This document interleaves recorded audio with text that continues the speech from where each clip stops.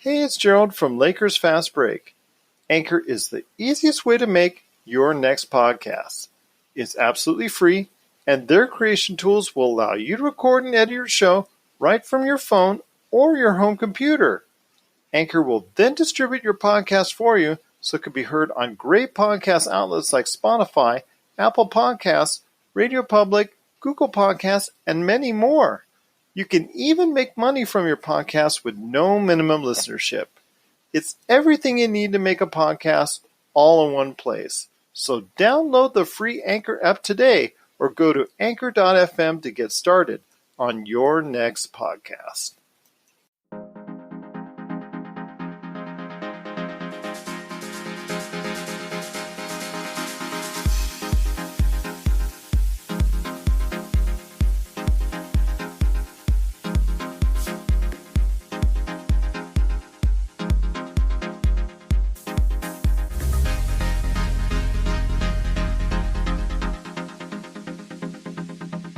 All right, and we're back for another episode of the Lakers Fast Break podcast. It's Gerald Glassford coming right back at you. Hoping we're on Facebook Live for everybody out there. I'm not sure that's going to be the case, but we will check out right now. Again, it's Gerald Glassford coming right back at you here from Pop Culture Cosmos, the Lakers Fast Break, Inside Sports Fantasy Football, and Game Source. We truly appreciate everyone out there listening to all of our great shows. And if you can, please give us that 5-star review on Apple Podcasts. I'm trying to do it differently each and every time. I don't know. I'm running out of ways to do it differently. But if you can, please follow, subscribe, do whatever you can to go ahead and support us here at the Lakers Fast Break. And also, I do want to mention that on the Pop Culture Cosmos coming up this week, we're going to have, actually it comes out tomorrow on Monday, we're going to go ahead and have the director of the #1 movie right now on HBO Max. It's going to be Seth Porges from Class Action Park. So you want to check that out on the Pop Culture Cosmos this week as well. Well, we've had a great time today. If you're a Lakers fan, kind of nervous because there was a big comeback in the third quarter, but it was a matter of Lakers being that surfer dude because they were riding the wave today. The wave goes up and the wave goes down, and it certainly did so today for the Los Angeles Lakers, but it was held enough as far as the wave is concerned for a 117-109 victory over the Houston Rockets. And here today, first off, to go ahead and talk about today's game are three great guests indeed. I'll actually go ahead and round them off. First off, it's my good friend. He is here every day for NBA playoff coverage. It is Rafael Barlowe from NBA Draft Junkies. You got to go ahead and support everything that he does. There's NBA Draft Junkies on YouTube for everybody out there on Facebook Live, plus his two awesome shows, Run the Floor podcast, and also as well the NBA Draft Junkies. They're available now everywhere you get your podcasts. It is Rafael Barlowe. LakerTom is also Magic Man, aka Sean Grice from Lakerholics.com. Be part of the conversation today at Lakerholics.com. All right, guys, a good win for the Lakers, but like I said, Rafael, they held out against the wave. The wave went up. The wave went down, but the Lakers rode the wave long enough for the victory today. Playoff Rondo was real. Yeah, boy, I'm waiting for it. I'm waiting for it, my friend. Just like, okay. He lived up to the name, and Westbrook was just awful for Houston. And in my opinion, the Rockets need Westbrook and Harden to combine for 50 to 60 points to have a chance. If they don't, then it's going to be a short series for them. And because they got help from Gordon tonight, but Rondo was key. In my opinion, Rondo was the X factor. I think he had 10 points, 9 assists, 5 steals, only 1 turnover. And then Morris was big in the first half when he hit, what is he, like 4 for 4 from 3 or 5 for 5, something like that. So 4 for 4. Yep. Yeah, to me, that was the biggest difference. I know with Houston, no matter what, whether they're up 20 or down 20, they always have a chance to come back because, they can go cold or they can get hot. So as far as the wave, I wasn't really shocked by that. I didn't think they were out of the game when they were down by 20 just because, this is just how they play. It's their identity. But Rondo was the X factor, in my opinion. Look at LakerTom. He's shaking his head like, yeah, I told you so. But there are times though when it gets nervous when Rondo is just they give him the Russell Westbrook parking lot space and he gets baited into taking those shots way before he actually needs to go ahead and make that decision, like early on in the shot clock, just because they give him space. Just because they give you space doesn't mean you have to take that shot. In fact, Russell Westbrook had a clear, wide open three. Instead, he should have driven it into the lane instead. To me, I think you got to take it. Hold on, guys. Go ahead, Rafael. So I think you have to take it just to keep the defenses honest. Like last game, Russ hit that big three. That to me was the biggest difference. And then, but he missed it this game. I know they're going to leave Rondo open, but he hit one. He was 1 for 5. And they dared him to shoot that shot at the elbow at the end of the game. And to me, between that or LeBron's shot at the end when there's like 1 second left in the shot clock, to me, those were the backbreaker shots. So you have to at least shoot it to keep the defense honest. And that's what it worked out for Rondo, and it didn't work out for the Rockets today. Sean, I want to ask you now, my friend. I know you're very anxious to get on, and I just appreciate you joining me today. I want to ask you this. What were some of the things that you were seeing differently today besides a revitalized Rondo? Boy, am I going to hear about it here in a sec with LakerTom. He's just chomping at the bit to get at me. So I want to hear you, my friend. Although there were still good points as well. Kuzma was effective. Markieff Morris was effective. Danny Green had a couple nice shots. Everybody seemed to play well enough today outside, of course, the big two of LeBron and AD. Absolutely, Gerald. I'd agree. I would say everybody just played their game, did enough to get by tonight. I was looking at the box score, and if you told me that, Tucker, Covington, and Gordon would be 14 of 27 from 3, and then I'm thinking, okay, like Raphael said, if James Harden has 30 to 35 points, you had Westbrook in there, that could spell... That's usually a recipe for disaster. Yeah, and yet at 2:09, with the game in doubt, the Lakers made the right decision defensively. Westbrook has the ball. He passes it back out to Harden. Harden has AD one-on-one. Rondo's right there. Rondo comes and helps AD. Harden passes it back out to Westbrook, and LeBron has a choice. He can either run out to Westbrook while he's shooting, or he can leave PJ Tucker in the corner open. Now, which decision would you make at that moment, with Westbrook not shooting the three very well? Well, obviously that's the case. But the thing is, if you're Mike D'Antoni, you have to think about seriously if you want to take Russell Westbrook out in those points of time, because you're caught between the rock. House was shooting it well too. Yeah, you could have replaced Westbrook with House in that situation. Absolutely. I mean, there were a lot of options that D'Antoni could have gone to, but then again, it's the mindset of what Russell Westbrook, because he can either take you in or he can take you out of a ball game. And last but not least, I want to go ahead and introduce again LakerTom coming in with us, my friend. All right, you can go ahead. Been waiting all season for this. Pretty much the one time that he does show up. Let's hope it continues for us. Playoff Rondo. Go ahead, my friend. Well, it's kind of funny. I've been ranting all day on Lakerholics.com, and primarily my screams have been about Frank Vogel's coaching. The poor decisions he made by starting the fourth quarter with Rondo and a big man as a combination that just takes your offense out and takes your defense out. There were some good signs in this game. The biggest good sign was the two bigs, Dwight Howard and JaVale McGee, played a total of 8 minutes. They were -9 in the 8. Well, Howard didn't even play. No. But McGee was -9 in his 8 minutes of play, including. How did he get hurt? He twisted an ankle. He twisted an ankle. When? Did he get hurt? Yes. Really? I was But giving when? him credit for having some brains. But when did he get hurt? Was it on the celebration on the LeBron alley-oop? He was jumping up and down? I don't know, but I didn't see the play. You just can't play those guys in that situation. It was early in the third quarter, I think. Yeah, it was. Yeah. Well, he took him out immediately after 3 straight threes at the start of the third quarter, and that's where he got his -9.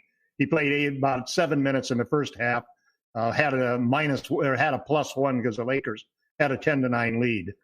But the key to this game is that we dodged 33-point differential in three-point shooting from the Rockets. And, I mean, before the game, I was just saying that we have to be very careful because the Rockets are going to come out and they're going to have one of those games where they just rain threes down on you, and this was the game. And thank God, for whatever reason, Frank Vogel got smart and stayed with Anthony Davis at the 5 and a little bit of Morris at the 5, because that's what saved us. We outscored them 24 points on 2-point shots. So we made up for a good hunk of that differential that we lost in the 3-point shots. And hopefully they're not going to shoot that well next time. The defense was inspired most of the night. I give the Rockets a lot of credit, man. Mike D'Antoni, I know he's been belittled by so many Laker fans, primarily because of his one stint with the Lakers, but that team is a well-coached team. They play rough, tough defense. They held their own on the boards again. P.J. Tucker was just a monster underneath. Harden is Harden. What else can you say about the guy?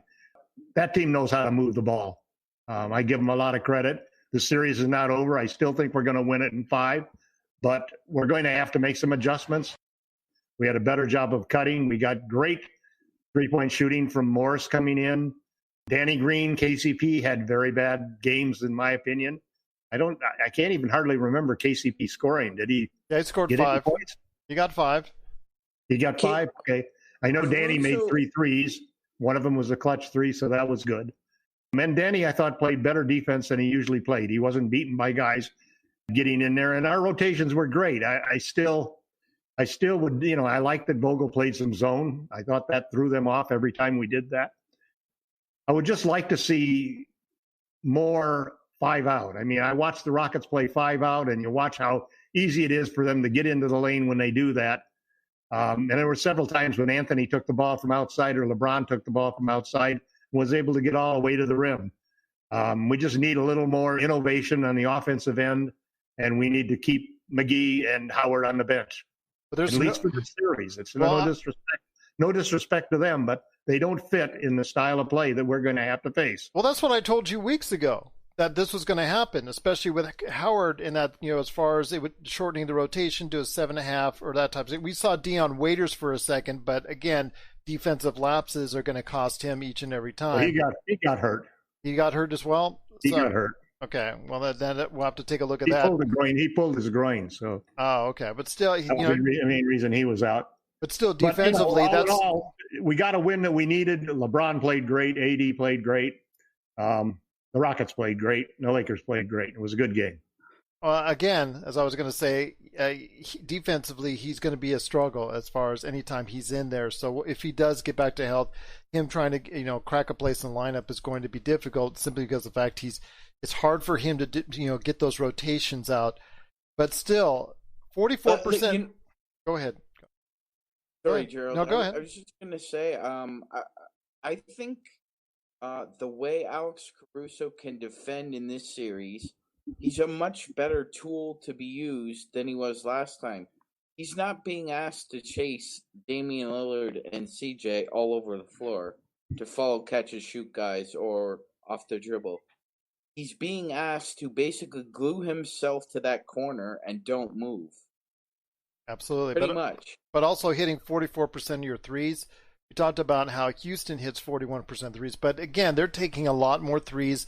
So it is difficult to go ahead and make that up. They did make it up tonight, but when you're shooting a lot less threes like the Lakers are, it is going to be a problem going forward if you're going to give you up that the rotations still were very slow when it comes to the way they were defending the Rockets. Those corner threes, as Rafael would probably allude to, are driving LakerTom nuts. PJ Tucker was still hitting threes. I want to ask you this, Rafael. When it comes to defending in threes, I would say give up more of the wing threes instead of the corner threes, because they seem to be overplaying, going for the wing three, then the player on the wing passes it into the corner, and that's how they're getting a lot of threes. I'd say, you know what? Go ahead and make those threes from the wing. I'll dare you to shoot those threes because you're going to probably hit it at a lower percentage than you will from the corner. Well, I think Eric Gordon would be the one shooting the wing threes. And he's the better three-point shooter, well, at least reputation-wise, and more dangerous shooter than the guys that are going to be in the corner. So it's kind of like pick your poison. I would still go with letting Gordon shoot the threes. Well, that's where I think it's tough because if you close out on Gordon, if you do a hard closeout on him at the slots, then he can drive it to the basket. Well, if you give a hard closeout on Tucker, then other than that one play at the end of last game, which is the rare time I've seen him make a shot inside the three-point line where he caught it and made like a little soft touch floater, I think that's more rare than normal. So, like I said, it's kind of pick your poison because Gordon can attack closeouts. Oh, absolutely. While the other guys can't. And he's very solid in doing that. But, like you said, pick your poison. I'm just going to choose the poison as far as a wing is concerned because statistically, to me, I think that's a little bit more difficult a shot. They also like the top of the keys. I would like to say, you know what, guard the top of the key, guard on as far as the corner threes. I would let him have the wings and see what happens from there. This is Rafael from NBA Draft Junkies.com, and you are listening to the Lakers Fast Break. Check out what's been going on with the Pop Culture Cosmos Show and the PCC Multiverse. That is by far my favorite because it's also character driven and the stakes are high and there's much more of a mystery and intrigue to it. A game like Wolfenstein, which people are saying are one of the most socially important video games of the past 10 years. Catch our shows on radio worldwide 7 days a week or at any time on Podbean, Spotify, Apple Podcasts, or on over 30 more podcast outlets. The Lakers played a lot of junk defenses, especially in the first half. I noticed Frank Vogel tried to shake up a little bit. LakerTom, were you liking what you saw, at least initially on that excellent first quarter played, that they were throwing a lot of junk defenses at the Houston Rockets? Yeah, I really did like that. I think you can't do the same thing over and over because these guys are so damn good at their game that they make adjustments and they move the ball. I still think that they ought to try a triangle and two because I think that basically you want to keep Davis in the middle. And they played a 1-2-2 zone, which worked at times. But the problem with that zone is that you got your two guys that are down low basically have to go a long way to get to the corner. Everybody wants to get you to take above the break threes rather than head-on threes or corner threes. And the problem is that those passes are always the easier passes to make. Those are the guys that are always open just because you don't stay with the people in the corner.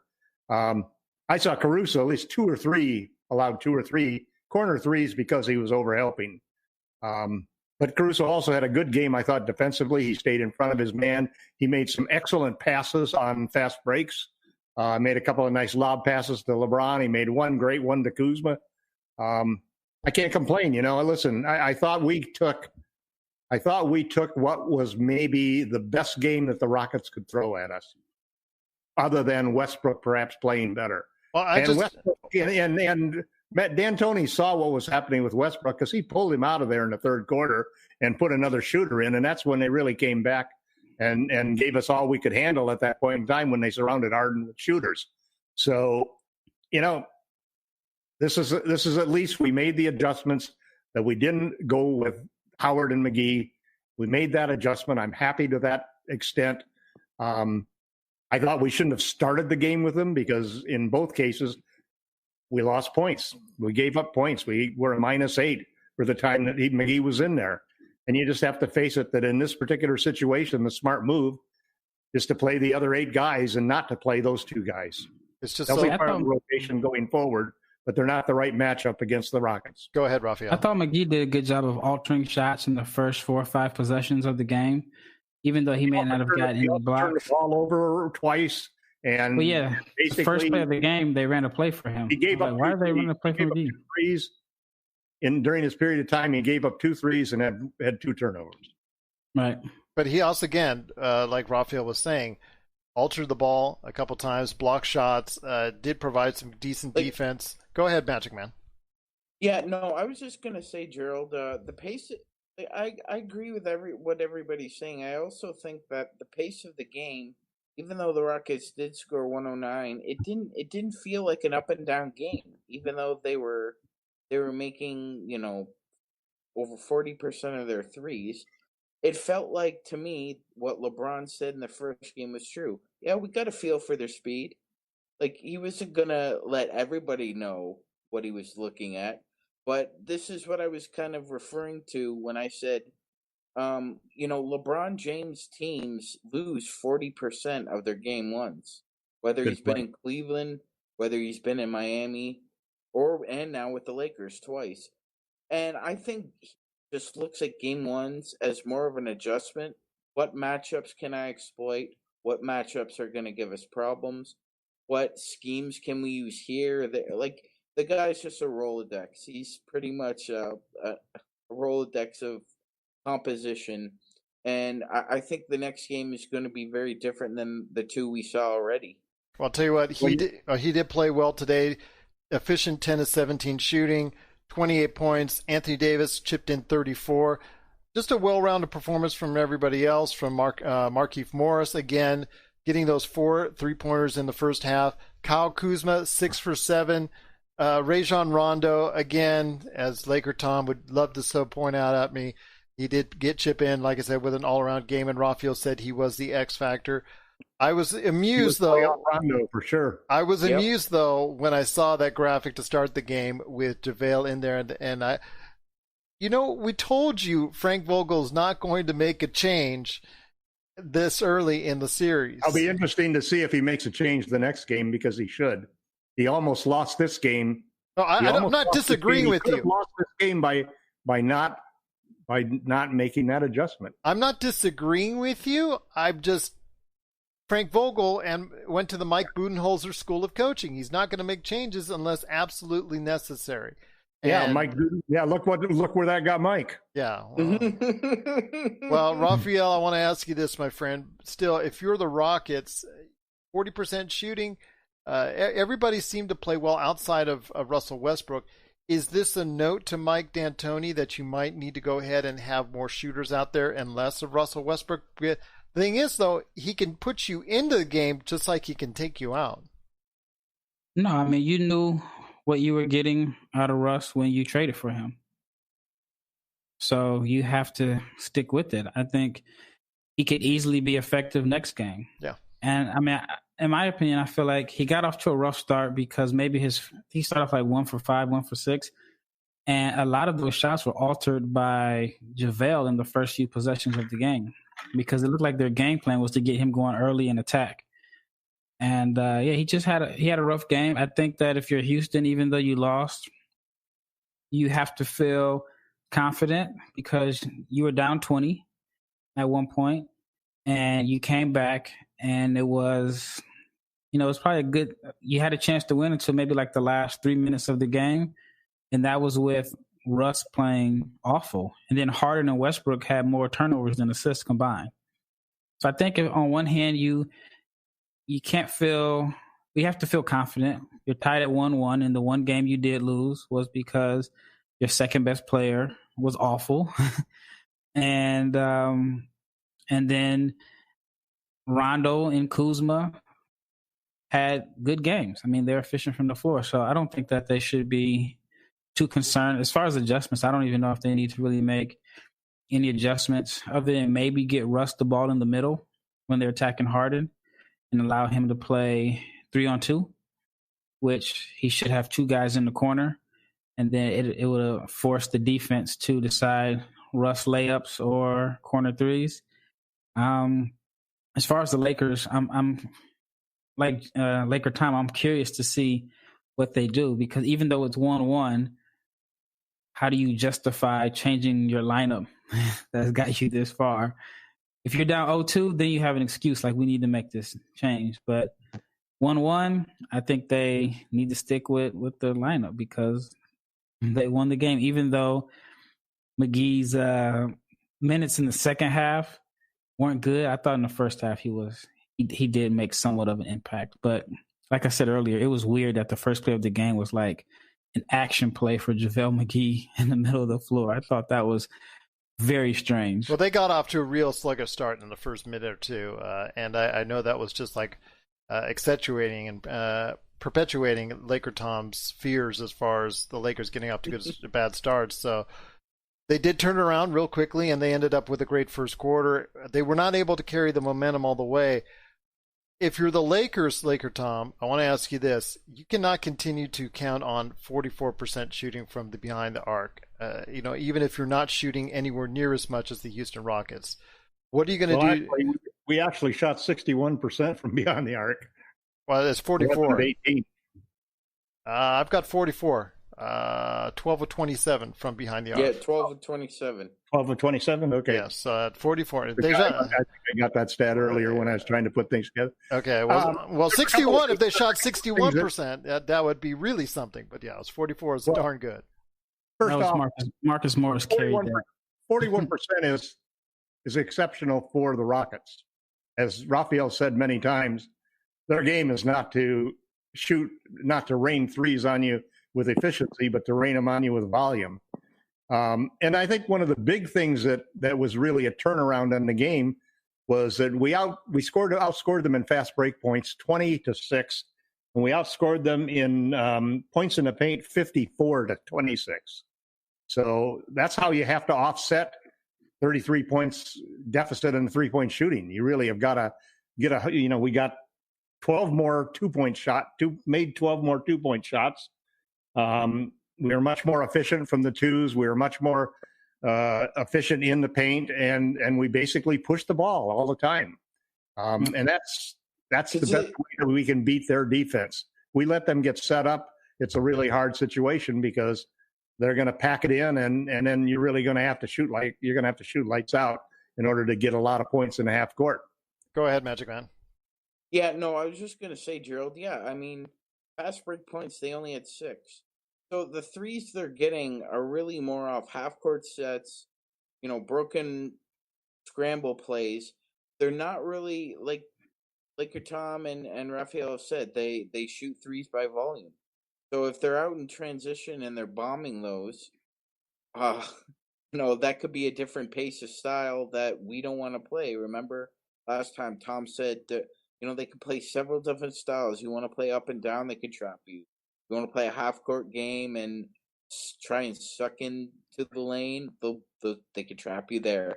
There's several different ways to skin a cat, right? And they usually find a way. I'll tell you what, though. Go ahead, Rafael. I want to add something about the transition. The Lakers, I don't know if they missed in transition. I mean, I know LeBron had a couple dunks. If you remember, there was one play that the Rockets had a steal there in transition. And, Harden moves at his own pace. He's never going too fast in transition. He had Gordon trailing for an above-the-break 3, but he threw a lob to Westbrook to try to get him going. And they missed that one.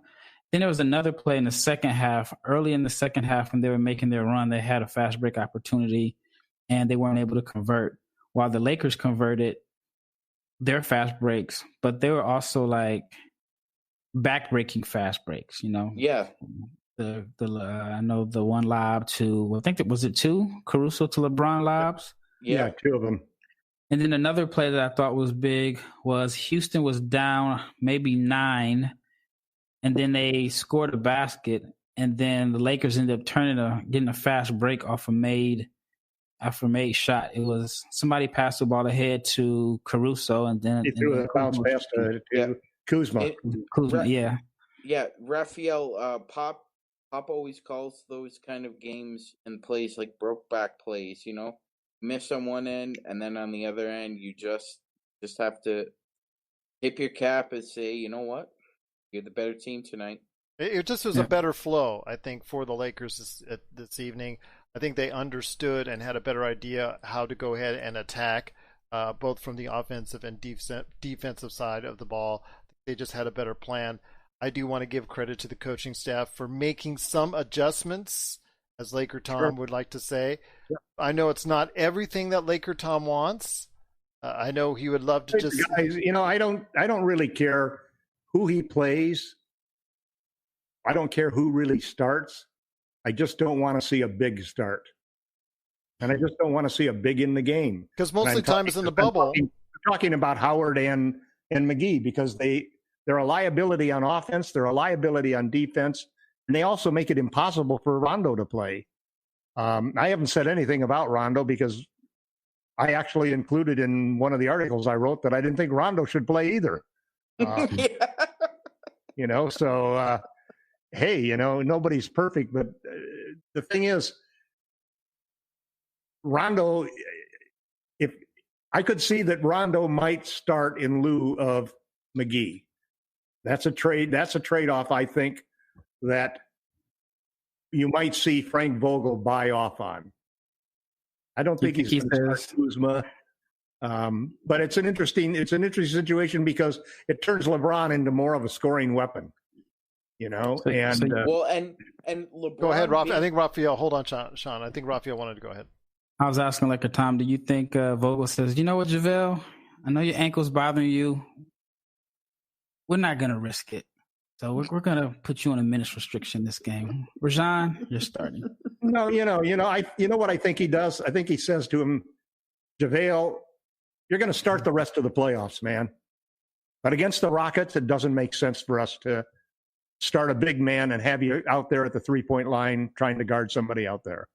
And I think JaVale's enough of a team player that he wouldn't have a problem with it. You know, I just don't. I don't see that. I don't see it as a coach not worrying. JaVale's been around long enough. He understands the game. He understands the matchups. He's won 2 championships with Golden State. Yeah. I mean, and that was coming off the bench, and that was coming sporadically off the bench. I can see the benefit that if Rondo plays well, I can see the benefit of him in the lineup. And it makes a lot more sense because the team would get off. One thing I really hate is how we start games with fadeaway jump shots. You know, every time that I've coached a team, my rule always was at the start of the game, at the end of the game, you never do anything but go to the basket. It's just how you have to start the game. You want to be aggressive. You want to start aggressive. You want to finish aggressive. And you just can't settle at an early time of the game with jump shots. I don't care if you're Anthony Davis and you can hit all of those twos and those fadeaways. And man, I wish Anthony could stay off of the floor. He's on the floor. He and JaVale just mop up the floor the entire game. But I just like to see us start by attacking the basket and running plays to attack the basket, to get fouls, to get things off of the right start, because we haven't been doing that. We didn't do that at the start of this game, and we didn't do it at the start of the third quarter, and it could have cost us because this was one of those games where the Rockets were hitting those threes. And believe me, they weren't contested threes they were hitting. They were wide open threes because we chose that. That was the poison that we chose. We chose to double Harden to take the ball out of his hands and to let Gordon and Tucker beat us. Go ahead, Man. And they Man. almost did. Go ahead, Sean. Yeah, no, I was just gonna say, you know, this whole PJ Tucker and AD, it's really interesting to me. Having spent some time, pretty much my whole life almost in Toronto, I remember when the Raptors got PJ Tucker, and I remember Raptors fans being told that PJ Tucker is the LeBron stopper. Watch out for PJ Tucker. Yes, and when LeBron rolled in with Cleveland, they just mopped the floor with them. I mean, there's that funny meme out there about PJ and I think it's Kyle Lowry talking about who's going to guard LeBron. And Kyle basically says, yeah, you know what, PJ, you can guard him. Yes, indeed. So, well, they call it LeBronto, so he didn't have a shot. But I have a question for you guys real fast. Go ahead, Rafael. How do you think Dwight reacts to a DNP CD? Not as good as JaVale. I agree with that. Not as good as JaVale either. Yeah. Well, but still, the point is that if the Lakers are winning and Dwight doesn't have an excuse, but this is something that Rafael and I had talked about weeks on end, that it was going to come to a point where if they were meeting up against a team that goes small or that is small, like Houston, that Dwight Howard was going to be the odd man out. It's nothing against him as far as his play is concerned, but you saw in game one how ineffective he can be because he will just not go out as far as to the 3-point line. He only stretches as far as at the end of the paint, and that's all you can expect. So if it goes back to an inside game, inside battle with another team, he'll be fine. Going to the, if they're playing the Clippers or the Nuggets or pretty much anybody from this point except for Miami, which we'll get into in a second. That could be another situation where they might have to go small. But I will say this, that Dwight Howard and JaVale McGee can expect a lot less minutes. And there could be very well a possibility that they could still stick Rondo in there or someone like a Kuzma or somebody in the starting lineup. It is going to be the reality, especially if, again... Or Morris, especially if the Marcus at the 5 and spread the floor, it would be the way that I would go. But of course, I've given up on that happening at this point in time. Well, again, Keith just knows what to do out there. That's another Swiss Army knife that the two of those guys have. Well, again, if it comes down to the point where if the Lakers do suffer a Game 1 like meltdown in Game 3 or Game 4, you will see adjustments made, and I think that's when Frank Vogel might reach into the cupboard to go ahead and bring out a Markieff Morris at the center position, or go ahead down to a Rondo and take out a JaVale McGee. Finally make LakerTom happy in that sense. But let's go ahead and before we head on out to the Milwaukee Miami game, which Rafael almost had right. I want to go ahead and ask you this, Rafael, real quick. Your thoughts on the things that are going to be done for Game 3. I mean, we've always talked about how Houston doesn't really make an adjustment, and they don't really have many adjustments that they can make. What can the Lakers do to go ahead as far as to keep playing consistently and just be able to ride those tides even more? Is that for me? Yes. I'm sorry, my Wi-Fi went out for a second. Yeah, I saw that. I was like, woo! Yeah, I heard the very end of the question. I don't, like I said, Houston can't really make too many adjustments as far as personnel, as far as what different lineups, but I think they have to get Russ in the middle more. And really, you just need a better game out of Russ. If I'm them, I'm okay with this game. You just need a better game out of Westbrook. And you have to say, well, Westbrook was -14, Rondo was +28. And you have to gamble and say, can the Lakers maintain that? Can there be such a big difference between the point guards for the rest of the series? But if I'm the Lakers, I'm also confident too. And so I think this is a pretty evenly matched series. It's just a good chess game. It's going to come down to which team imposes their will the most, you think? It's going to come down to the Lakers in 5. It's coming out. I still say the Lakers in 6, but Rafael, you just, like you were going to say, because you got cut out again, which team imposes their will the most and which team is the best at doing what they do best? Is that what you were trying to say? Yeah, and the Rockets have already made the Lakers somewhat adjust because they've changed their rotation up a little bit. Dwight has already got a DNP-CD, and if LakerTom gets his wishes, then JaVale will be on ice until possibly the next round. So to me, that would be a mental advantage if I'm the other team, because I got the number one team, the favorite going into the series, to somewhat scrap their traditional lineup. And they blink first, if that's pretty much what it comes down to, because you're making the Lakers blink first. Magic Man, go ahead. Doesn't matter who blinks first. What matters is that both teams took haymakers from the other team today and came back, and that says that, this is the NBA. These guys can beat us. Both teams know that.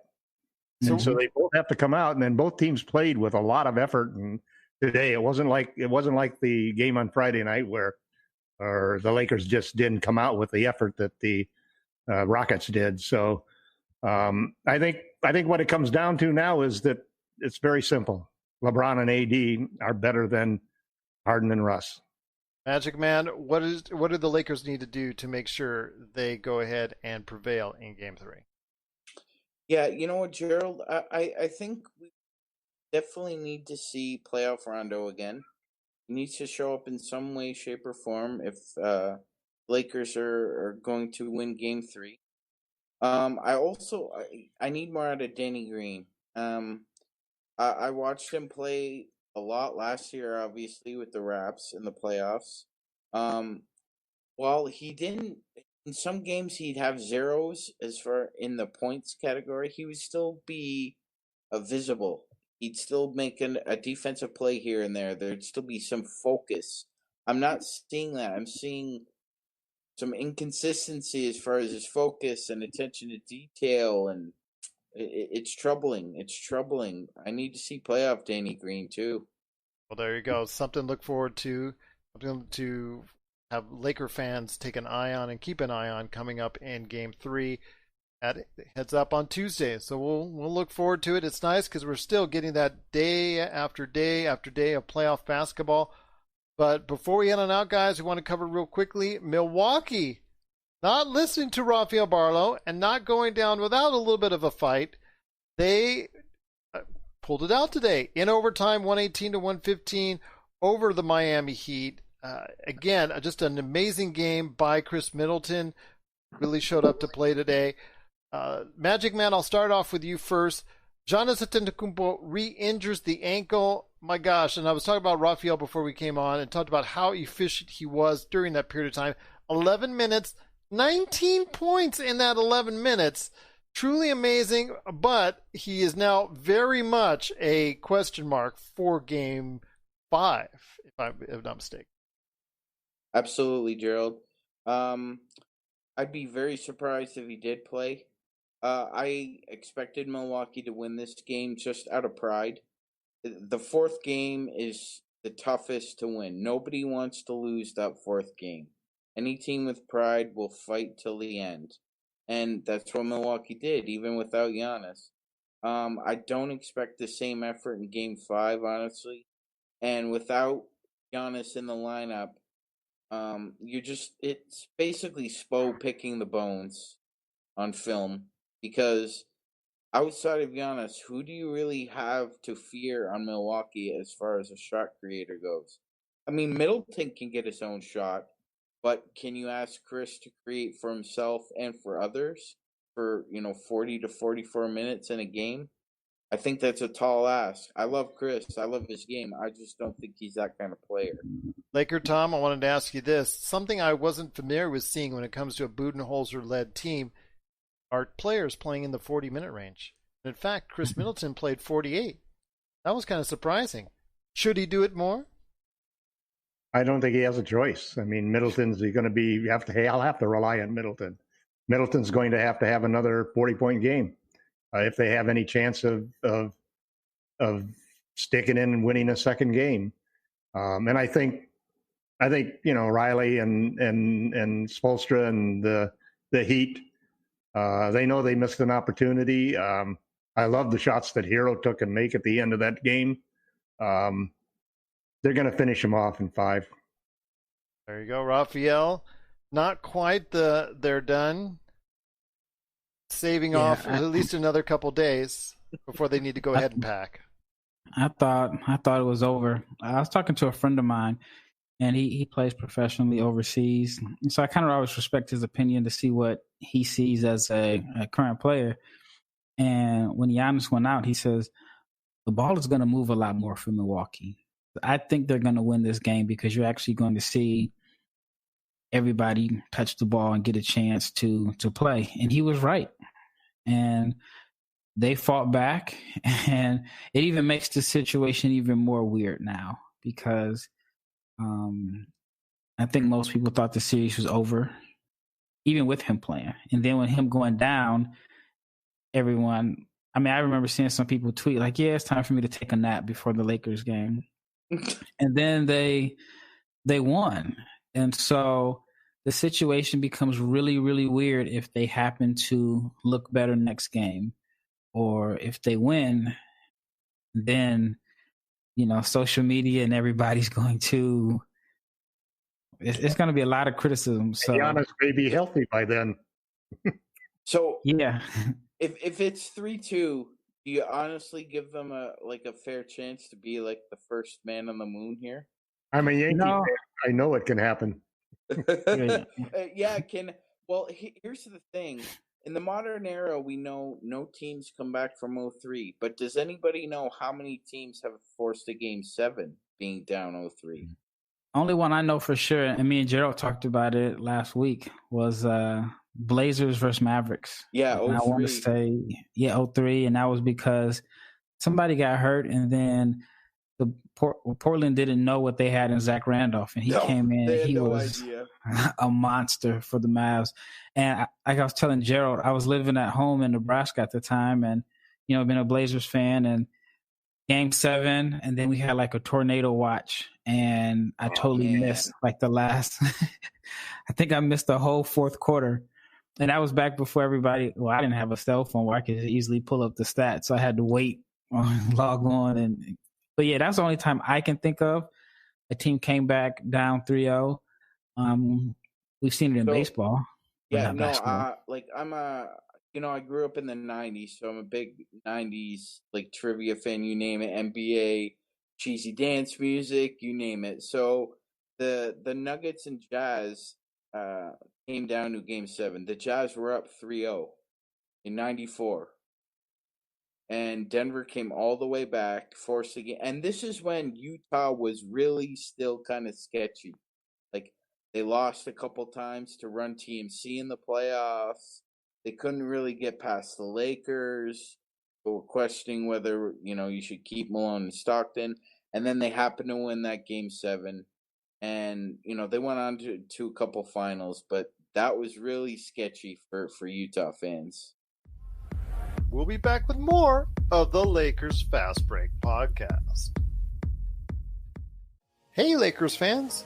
Looking for the best place to go for up-to-date news, information, original videos, articles, podcasts, opinion pieces, and discussions about the Los Angeles Lakers? Well, look no further than LakerHolics.com.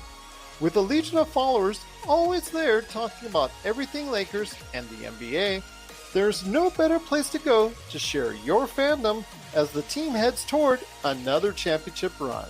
So stop by and be part of the conversation today at LakerHolics.com. This is the bubble, though, If anything crazy can happen, we've got the perfect environment for it. Home court, neutral court, no fans. So you guys... You notice that I haven't missed the fans, to be honest. In the NBA bubble? Yeah. Well, I know. As exciting as I can remember. I know Adam Silver's missing the fans, especially from the pocketbook. Yeah, well, I'm sure. Yeah, I'm sure the coffers of the NBA teams are missing the fans. Every playoff game is, got to be worth. I don't have any idea, but I know there are numbers for each game what it's worth to a franchise. Well, I've heard it discussed when they talk about how a series gets extended to 7 games and how much valuable that is to the home team, because they're going to get 2 of those last 3 games. Yeah, I think it was 10 to 12 million per game. And sometimes it's the difference between a team going from the red to the positive. But did you see speaking of the fans, did you see how they talked about how if there were fans at the game, how Lowry would not have been able to get that pass into OG for the shot? Yeah. Because those are the expensive seats that they took out there. Yeah.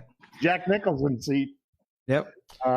Yeah, it's kind of funny also too. I kind of like that nobody gets injured in the underneath the basket on layups. The stanchion, yeah.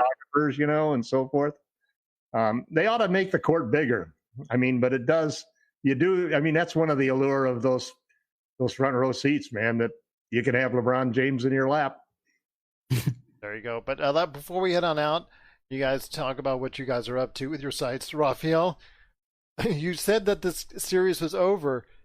Do you think Giannis is going to be able to gut it out one more game, or do you think he's out and that the Milwaukee Bucks are finally going to be done? I wouldn't let him play. No way. It's the same ankle that he injured the last game, right? For Game 3, right? Yep. Yeah. And he was limping as he went out after Game 3. But let's say he does play and something happens. What then? Like, then he's definitely not staying. There's no way in HE double hockey sticks he'd stay in Milwaukee. If something were happened to him in Game 5, no way. Well, I think it would be on him. I think they would have to protect him from himself. You think he'd go to Miami, actually? Did he pull a Kevin Durant? Yeah, well, I think I don't Rafael think so. was so... I have my doubts. I look at him, and I don't think he's... Listen, it's... Durant really put a spotlight on how mean social media can be, and to abandon... somehow, I could see KD doing it. I'm sure he's not going to do it again. And Giannis doesn't look like, to me, like the kind of guy... I'm almost thinking that there's still a chance that he might even sign that Supermax contract. Well, I think there's more than a chance. I think a guy like Pat Riley could speak his language, though. Yeah, but to go to the team that beat you. Go ahead, Rob. No doubt. That's not Giannis. It's the allure of the Heat. Let's be honest. That is now a preeminent franchise in the NBA. If I was a young player, I would be looking at Miami, not just for the weather and for the environment, but they've built a culture there. Go ahead. Culture is really good. Go ahead, Rafael. Yeah, I mean, I don't even know if Giannis even entertains free agency.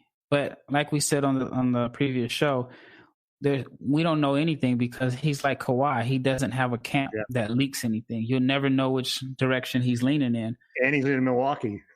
Yeah. Yep.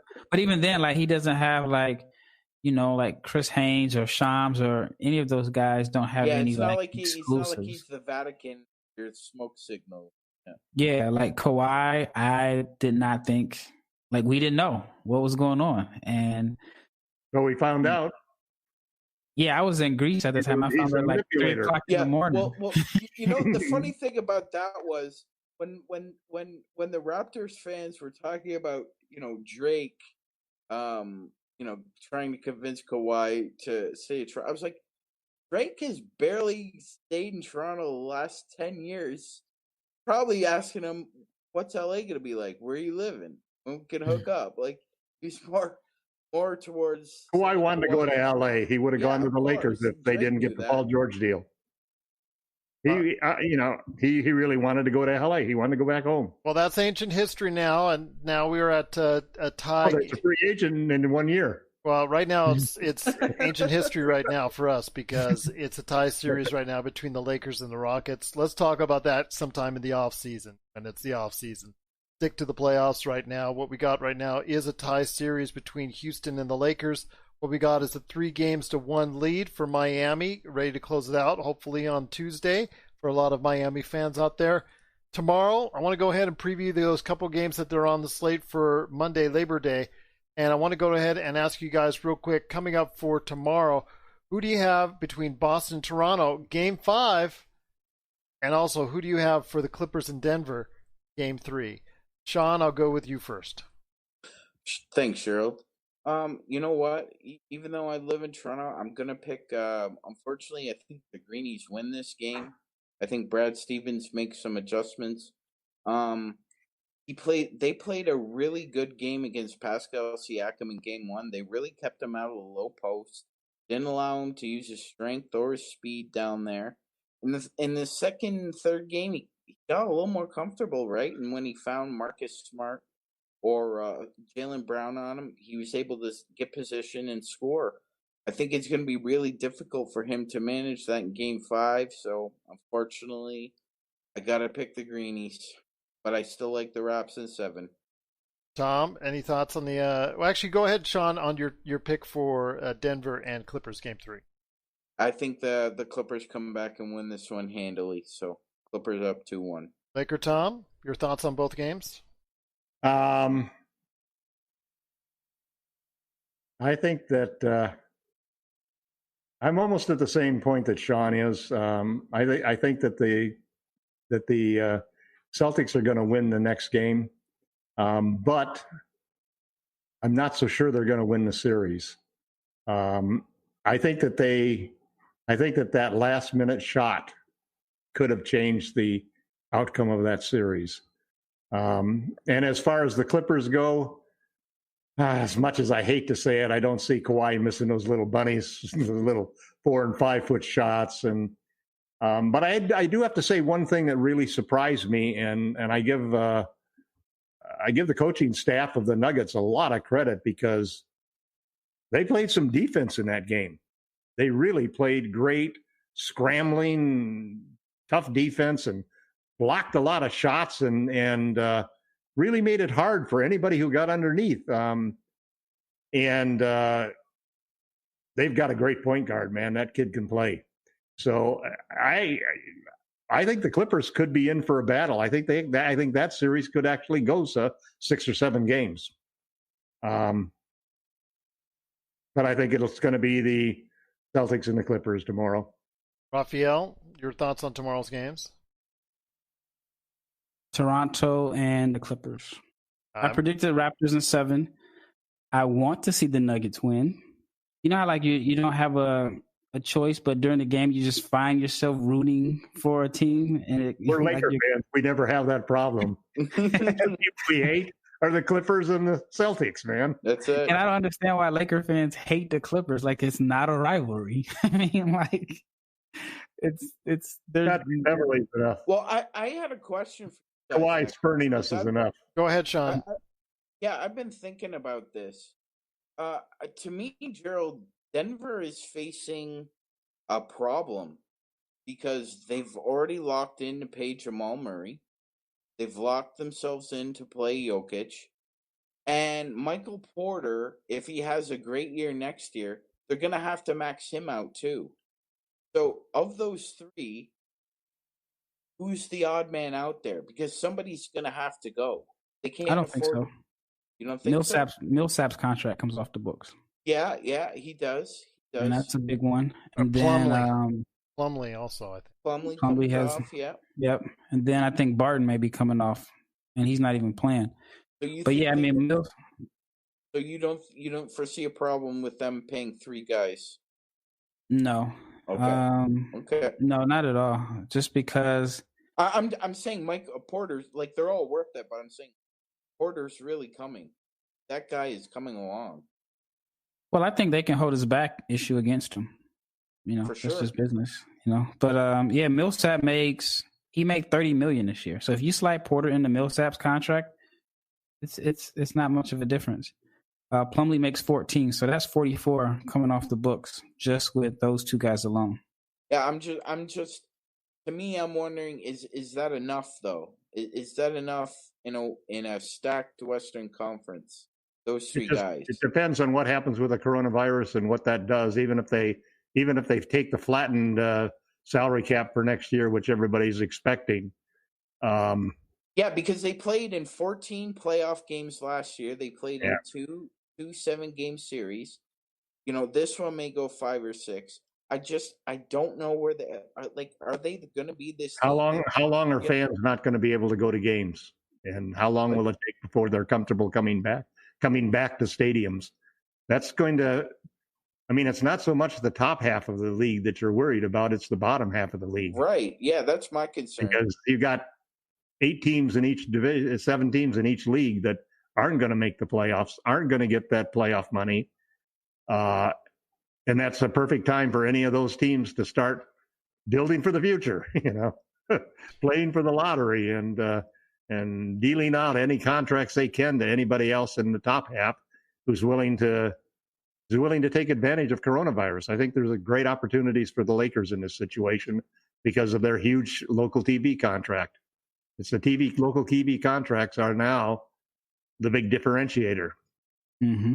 We'll wait and see. I think they were so young, though. 7 teams aren't going to get the salary sharing that they were getting before.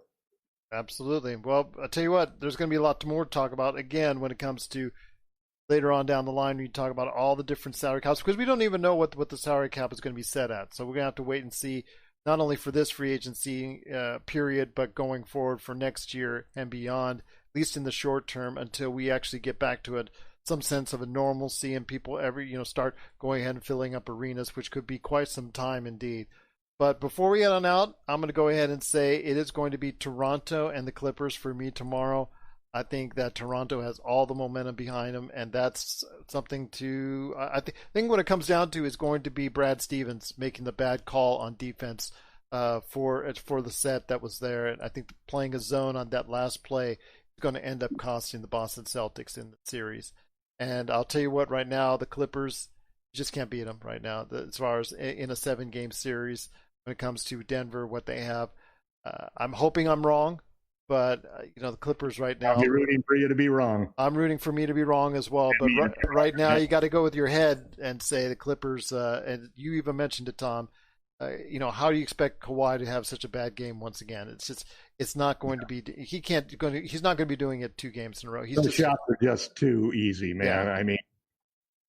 Can't do it. But before we head on out, my friends, I want to go ahead for you guys to plug what you're doing. So, Sean, what are you up to at LakerHolics.com? Hey, Gerald, we got a really great Game 3 preview coming up. Looking at small little adjustments we can make on the defensive end. I really feel that, like Tom said, if we don't overplay our hand there in the corners, we stay glued. I think could pull out a victory in Game 3 without having angina in between. LakerTom, what do you got cooking up? I know you say you always got like 2-3 articles on the burner somewhere.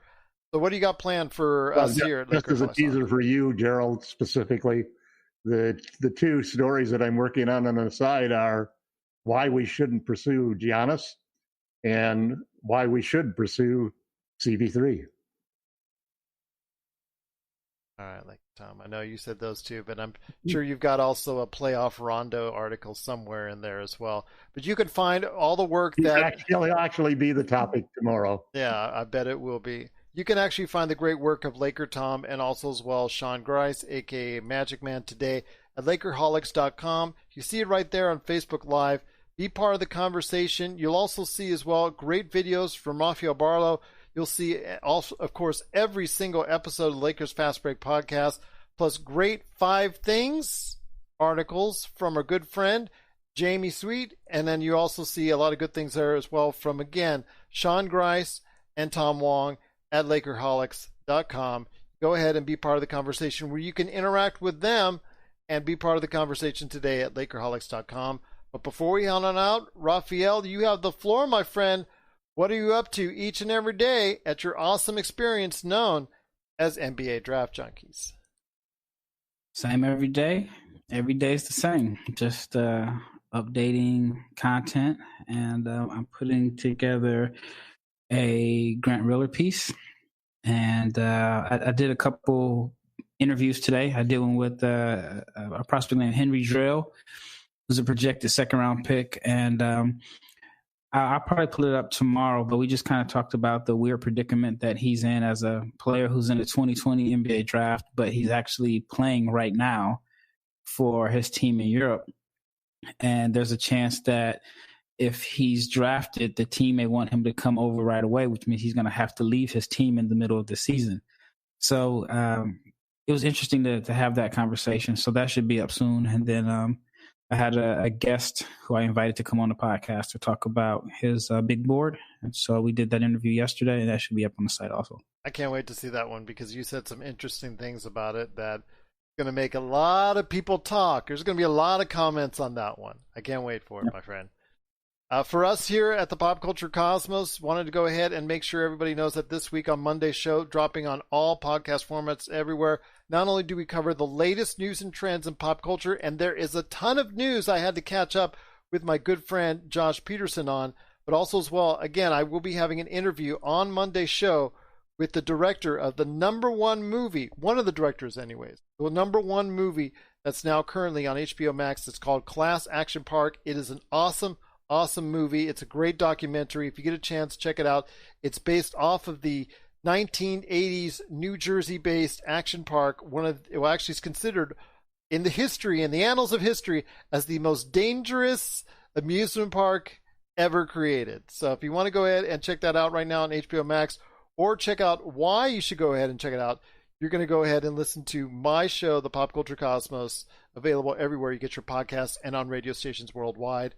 And again, Each and every day here for friends at the Lakers Fast Break, Rafael and I cover the world of the NBA playoffs each and every day. So we'll be back tomorrow night.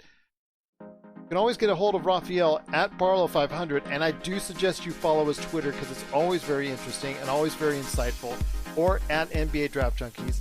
LakerTom, he's just as interesting for altogether different reasons, but just as interesting. And plus, you can also get a heads up on all the articles that he's doing at LakerTom. Sean Grice, best place to get a hold of him, aka Magic Man, at LakerHolics.com. Of course, us at Lakers Fast Break as well. Well, my friends, it's been great talking to you. You know what? It's just an awesome time. Lakers win again. Lakers win. 117-109. Well, let's see what they can do to keep that momentum going into Game 3 on Tuesday. But Rafael and I will be back on Monday to talk more NBA playoffs right here at the Lakers Fast Break Podcast.